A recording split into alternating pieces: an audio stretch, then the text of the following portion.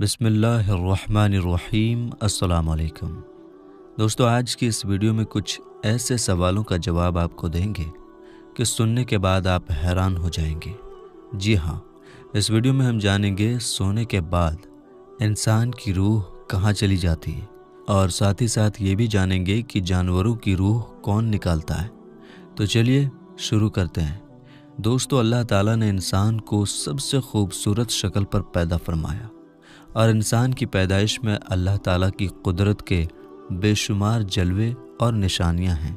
اللہ تعالیٰ نے انسانی جسم کو بنا کر اس کو روح سے روشن کیا اور جسم کے اندر جان ڈالی۔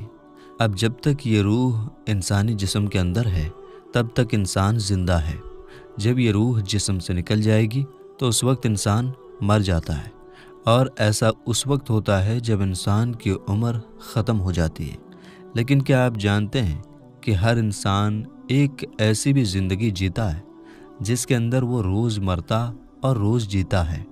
میرے دوستو، آج کی اس ویڈیو میں ہم آپ کو اسی زندگی اور موت کے بارے میں بتائیں گے کہ کس طرح انسان روز مرتا اور روز زندہ ہوتا ہے۔ اور کیا آپ جانتے ہیں کہ جب انسان سو جاتا ہے تو اس کی روح کہاں چلی جاتی ہے؟ اور انسان خواب کے اندر جو کچھ بھی دیکھتا ہے، کیا وہ سچ ہوتا ہے یا جھوٹ؟ اور نیک لوگوں کی روحیں سونے کے بعد زیادہ تر کہاں کا سفر کرتی ہیں؟ میرے دوستو، ان سارے سوالوں کا جواب آج کی اس ویڈیو میں ہم آپ کو بتائیں گے۔ آپ سے ریکویسٹ ہے کہ ہماری اس ویڈیو کو آخر تک ضرور دیکھیے گا۔ دوستو، روح کی پیدائش اللہ تعالیٰ کے حکم سے ہوئی۔ روح امر ربی ہے۔ جس طرح دنیا میں انسانی جسم کا لباس کپڑے ہیں، اسی طرح اللہ تعالیٰ نے روح کا لباس انسانی جسم کو بنایا ہے۔ اسی وجہ سے جب جسم سے روح نکل جاتی ہے تو جسم بیکار ہو جاتا ہے۔ میرے دوستو، روح دو طرح کی ہوتی ہے، ایک نیک جو کہ نیک عمل کرتی ہے، اور دوسری بدکار اور گنہگار روح جو کہ برے عمل کرتی ہے۔ انسان کو جو بھی خواب آتے ہیں یا وہ خواب میں جہاں کہیں بھی جاتا ہے، اس میں انسان کی سوچ اور اعمال کا دخل ہوتا ہے۔ اگر نیک روح ہو تو اس کو خواب بھی نیک آتے ہیں، اور اس کو خواب کے اندر نیک لوگوں کی زیارت ہوتی ہے، جیسا کہ حضور اکرم صلی اللہ تعالیٰ علیہ وسلم کا دیدار ہونا، یا صحابہ اکرام کا یا اولیاء اکرام کی زیارت نصیب ہونا۔ اور اسی طرح نیک روح جب خواب میں کہیں سفر کرتی ہے تو اس کا سفر بھی نیک ہوتا ہے، اور وہ خواب میں نیک چیزوں کو دیکھتی ہے۔ اور جو بدکار روح ہوتی ہے وہ برے لوگوں کی طرف مائل ہوتی ہے۔ ایسی روح پر شیطان کا قبضہ ہوتا ہے۔ ایسے لوگوں کو جو بھی خواب آتے ہیں وہ شیطانی ہوتے ہیں، اور ایسے لوگوں کے خواب قابل قبول نہیں ہوتے۔ میرے دوستو، جب انسان سو جاتا ہے تو اس کی روح جسم سے نکل جاتی ہے اور گھومتی رہتی ہے، لیکن اس کا تعلق جسم سے نہیں ٹوٹتا، اس کا تعلق جسم سے باقی رہتا ہے۔ روح بہت طاقتور ہوتی ہے۔ اگر یہ روح اللہ تعالیٰ کی عبادت اور اس کے ذکر کے ذریعے اس کا قرب حاصل کر لے تو روح کے پاس اتنی طاقت ہوتی ہے کہ وہ اپنے جسم کو جہاں چاہے اڑا کر لے جا سکتی ہے۔ اور یہ معاملہ انسان کی پاکیزگی اور نیک اعمال پر نربھر ہوتا ہے۔ روایت میں آتا ہے کہ ایک مرتبہ حضرت علی رضی اللہ تعالیٰ عنہ جمعہ کی تیاری فرما رہے تھے۔ جب خطبہ شروع ہوا تو حضرت علی رضی اللہ تعالیٰ عنہ نے روح کے بارے میں بیان کرنا شروع کیا۔ اسی بیچ ایک شخص کھڑا ہوا اور آپ رضی اللہ تعالیٰ عنہ سے عرض کرنے لگا کہ اے علی المرتضیٰ شیر خدا رضی اللہ تعالیٰ عنہ، جب انسان سو جاتا ہے تو انسان کی روح کہاں چلی جاتی ہے؟ کیا روح جسم سے الگ ہو جاتی ہے؟ تو حضرت علی رضی اللہ تعالیٰ عنہ نے ارشاد فرمایا کہ تمہارے جسم اور ہر انسان کے جسم میں جو روح اللہ تعالیٰ نے ڈالی ہے یہ 3 حصوں میں بٹا ہوا ہے۔ روح کا پہلا حصہ انسان کے جسم میں ہی رہتا ہے، اور روح کا دوسرا حصہ انسان کے وجود سے باہر یعنی عالم برزخ میں اس کو دیکھ رہا ہوتا ہے، اور روح کا تیسرا حصہ انسانی جسم سے اس وقت جدا ہوتا ہے جب انسان سو جاتا ہے۔ اگر انسان نیک اور اللہ تعالیٰ کا فرمانبردار ہو تو اس کی روح ایک ایسی دنیا میں چلی جاتی ہے جہاں اللہ تعالیٰ نے جنات اور انسانی روحوں کے بیچ ایک راستہ بنایا ہے۔ یہ نیک روح جب اس جگہ پر پہنچتی ہے تو اس وقت انسان کو خواب آنے لگتے ہیں۔ وہاں یہ نیک روح وہ سب کچھ دیکھتی ہے جو آگے دنیا میں ہونے والا ہوتا ہے، اور اگر انسان گنہگار اور اللہ تعالیٰ کا نافرمان ہو تو ایسے انسان کی روح اس کے جسم ہی میں قید ہوتی ہے اور اس کو خواب میں نیک روح کی طرح کچھ بھی نظر نہیں آتا۔ اور اگر انسان نیک اور اللہ تعالیٰ کا فرمانبردار ہوتا ہے تو اللہ تعالیٰ ایسے انسان کو ایک خاص قسم کا علم عطا فرماتا ہے۔ اس علم کے اندر ایسی طاقت ہوتی ہے کہ اگر انسان جب چاہے جہاں چاہے وہاں پر جا سکتا ہے۔ لہٰذا جب انسان اللہ تعالیٰ کو راضی کر لیتا ہے، اللہ تعالیٰ انسان کی روح کو ہر طرح کی قید سے آزاد فرما دیتا ہے۔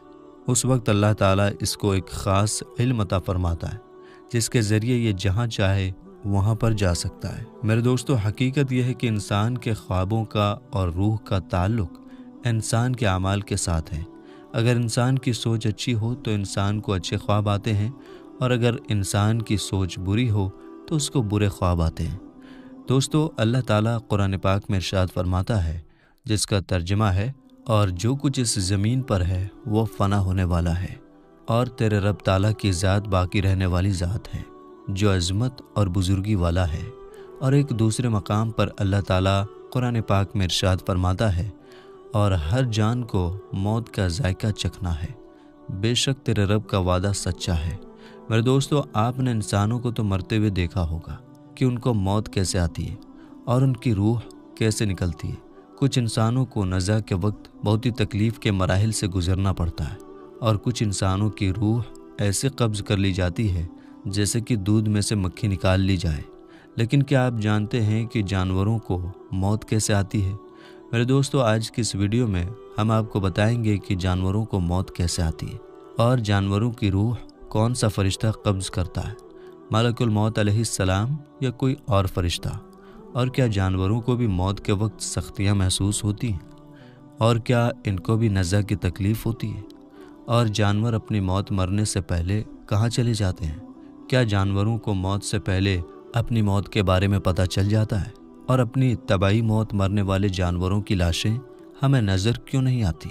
میرے دوستو، ان سارے سوالوں کا جواب آج کی اس ویڈیو میں ہم آپ کو بتائیں گے۔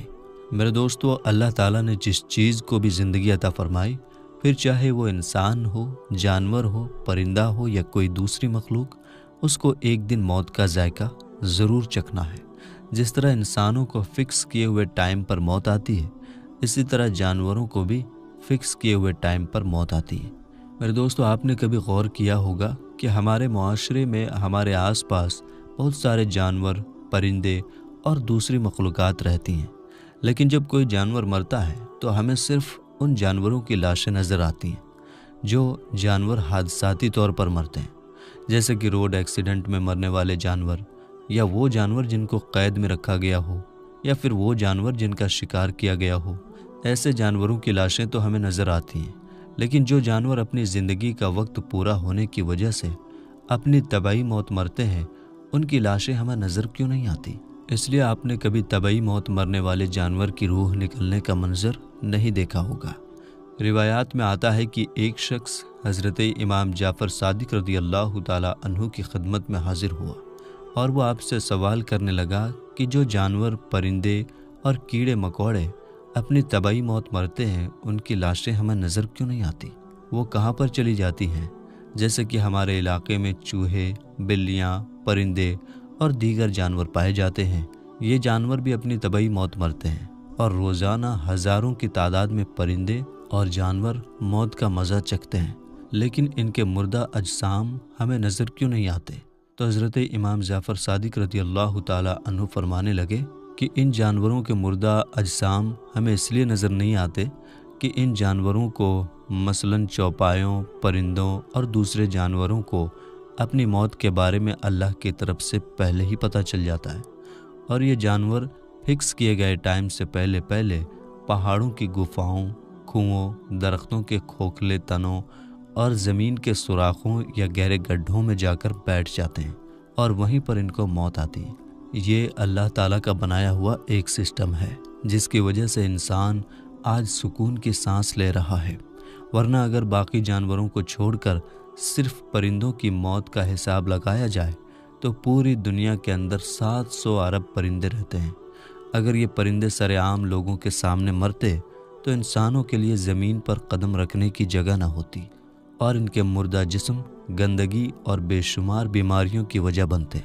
میرے دوستو، یہ تو صرف پرندوں کی بات ہے جو اللہ تعالیٰ کی اڑنے والی مخلوق ہیں، اور جو اللہ تعالیٰ نے بے شمار مخلوقات کو پیدا کیا جو ہماری اس روئے زمین پر رہتی ہے، اگر وہ بھی اسی طرح طبعی موت مرتے اور ہمارے گلی محلوں اور سڑکوں پر ان کی لاشیں پڑی ہوتی تو ذرا سوچئے کہ انسانی نظام زندگی کیسے چلتا۔ لہٰذا اللہ تعالیٰ ہی جانتا ہے کہ اللہ تعالیٰ کو اس دنیا کے سسٹم کو کیسے چلانا ہے۔ لہٰذا اللہ تعالیٰ ان جانوروں کو ان کی موت سے پہلے ہی ان کی موت کے بارے میں بتا دیتا ہے، تاکہ یہ دور دراز کسی جنگلوں پہاڑوں میں چلے جائیں اور وہاں پر ان کو موت آ جائے۔ بے شک یہ بھی اللہ تعالیٰ کا ہم انسانوں پر ایک بہت بڑا احسان ہے، جیسا کہ اللہ تعالیٰ قرآن پاک میں ارشاد فرماتا ہے، اور تم اپنے پروردگار کی کون کون سی نعمتوں کو جھٹلاؤ گے۔ میرے دوستو، اب بات کرتے ہیں کہ کیا جانوروں کو بھی موت کے وقت نزع کی سختیاں محسوس ہوتی ہیں، اور کیا ان کو بھی نزع کے وقت تکلیف ہوتی ہے؟ تو اس کے بارے میں روایات میں آتا ہے کہ نزع کی سختیاں برحق ہیں، اور نزع کی سختی ہر انسان کو اس کے اعمال کے مطابق دی جاتی ہے، اور نزع کے وقت جو انسان کو تکلیف محسوس ہوتی ہے وہ اس کے اعمال کے مطابق ہوتی ہے۔ اگر تو کوئی نیک انسان ہو تو اس کو نزع کے وقت بہت ہی کم تکلیف محسوس ہوتی ہے، اور اگر کوئی گنہگار انسان ہو تو اس کی روح تڑپا تڑپا کر قبض کی جاتی ہے۔ لیکن پرندے اور جانور تو اعمال کے مکلف نہیں، ان پر نزع کی سختی تو طاری ہوتی ہے، لیکن وہ کس نوعیت کی ہوتی ہے یہ صرف اللہ تعالیٰ ہی جانتا ہے۔ میرے دوستو، اب بات کرتے ہیں کہ جانوروں کی روح کون قبض کرتا ہے، ملک الموت علیہ السلام یا کوئی اور فرشتہ، یا پھر ان کی زندگی کسی اور طریقے سے ختم ہوتی ہے؟ تو اس کے بارے میں الگ الگ روایات ملتی ہیں۔ ایک روایت کے مطابق جانوروں، پرندوں اور درختوں کی زندگی ایک تسبیح میں ہوتی ہے۔ یہ اپنی پوری زندگی اللہ تعالیٰ کی تسبیح بیان کرتے ہیں اور اللہ تعالیٰ کی حمد و ثنا کرتے ہیں۔ جب وہ تسبیح ختم ہو جاتی ہے تو ان کو موت آ جاتی ہے اور ان کی روح قبض ہو جاتی ہے۔ لہٰذا ملک الموت علیہ السلام ان کی روح قبض نہیں کرتے۔ اور ایک دوسری روایت کے مطابق جو کہ مستند اور صحیح مانی جاتی ہے، اس روایت کے مطابق تمام روح کی جانیں حضرت ملک الموت علیہ السلام قبض کرتے ہیں، پھر چاہے وہ انسان ہو یا جانور، اور روح قبض کرنے کی ذمہ داری اللہ تعالیٰ نے حضرت ملک الموت علیہ السلام کو سونپی ہے۔ جیسا کہ حدیث پاک میں آتا ہے کہ ایک مرتبہ ملک الموت علیہ السلام نے حضور اکرم صلی اللہ تعالیٰ علیہ وسلم کی خدمت میں عرض کیا کہ یا رسول اللہ صلی اللہ تعالیٰ علیہ وسلم، میں اللہ تعالیٰ کے حکم کے بغیر اپنی مرضی سے کسی ایک مچھر کی بھی روح قبض نہیں کرتا۔ اس حدیث پاک میں یہ بات صاف طور پر ثابت ہوتی ہے کہ ملک الموت علیہ السلام ہی تمام جانوروں، تمام پرندوں کی روح قبض کرتے ہیں۔ میرے دوستو، جس طرح انسان کے مرنے پر اس کے عزیز و اقارب غم اور شوق مناتے ہیں، آہوازاری کرتے ہیں، اسی طرح اگر پرندوں اور جانوروں میں سے کوئی بھی مر جاتا ہے تو اس کے عزیز و اقارب اور اس کے ہم جنس پرندے بھی روتے اور شوق مناتے ہیں۔ اللہ تعالیٰ سے دعا ہے کہ اللہ تعالیٰ ہمیں نیک اعمال کرنے کی توفیق عطا فرمائے اور حضور اکرم صلی اللہ تعالیٰ علیہ وسلم کی محبت کے اندر جینا مرنا نصیب فرمائے، آمین۔